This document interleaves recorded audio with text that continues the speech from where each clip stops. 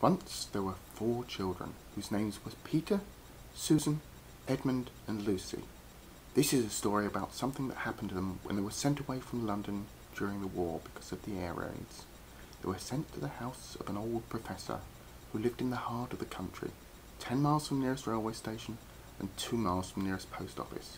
He had no wife and lived in a very large house with a housekeeper called Mrs. Macready and 3 servants. Their names were Ivy, Margaret and Betty, but they don't come into the story much. He himself was a very old man with shaggy white hair which grew over most of his face as well as on his head.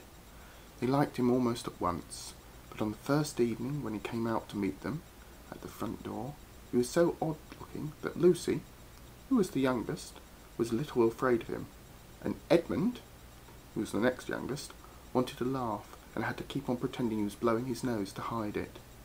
As soon as they said good night to the professor and gone upstairs on the first night, the boys came into the girls' room and they all talked it over. "We've fallen on our feet and no mistake," said Peter. "This is going to be perfectly splendid. That old chap will let us do anything we like." "I think he's an old dear," said Susan. "Oh, come off it," said Edmund, who was tired and pretending not to be tired, which always made him bad-tempered. "Don't go on talking like that." "Like what?" said Susan. "And anyway, it's time we were in bed. Trying to talk like mother. And who are you to say when I'm to go to bed? Go to bed yourself." "And we all better go to bed?" said Lucy.